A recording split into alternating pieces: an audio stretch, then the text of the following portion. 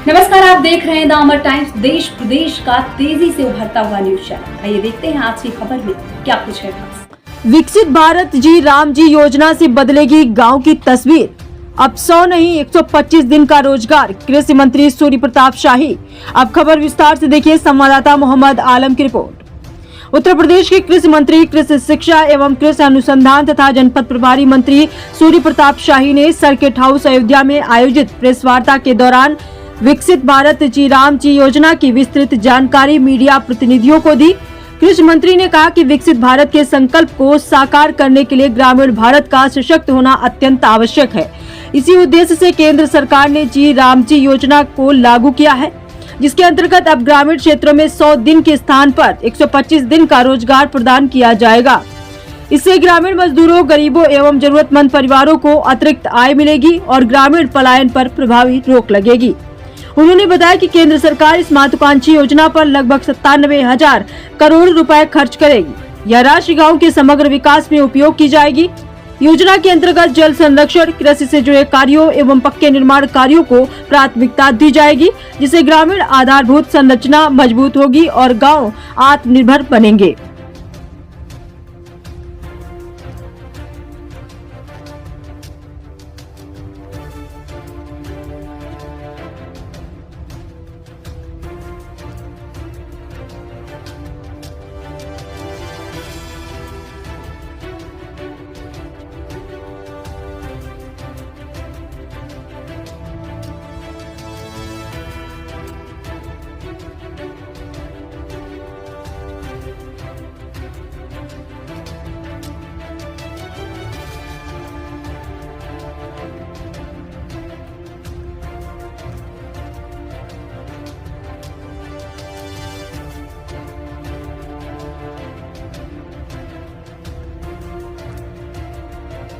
जी राम जी जो अधिनियम भारत सरकार ने बनाई है उस संदर्भ में मैं इसके लिए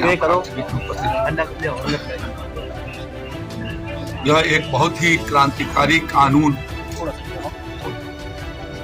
वीवी राम जी, जिसके माध्यम से ग्रामीण क्षेत्र के नौजवानों को और वहाँ के गरीब लोगों को रोजगार का अवसर मिल सके, इसके लिए एक संवैधानिक गारंटी देते हुए, एक कानूनी गारंटी देते हुए सरकार ने इस बात की व्यवस्था की है, जिसके भीतर ग्रामीण क्षेत्र में अब 125 दिन की रोजगार की गारंटी होगी।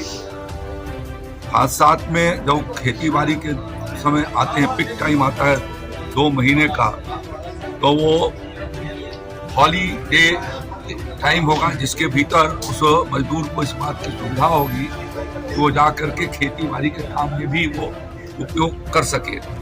इस अधिनियम के माध्यम से ये प्रयास किया है कि ग्रामीण क्षेत्र के भीतर परमानेंट एसेट क्रिएट किए जाएं और गांव के विकास की दृष्टि से विकसित गांव तैयार करके विकसित भारत की व्यवस्था का जो संकल्प है उसको पूरा किया जाए। और इसलिए ग्रामीण इकाई से उन सारे का जो आधारभूत संरचनाएं हैं उनके बारे में ग्राम पंचायतों को इस बात का अधिकार होगा कि वो उसको तय करें।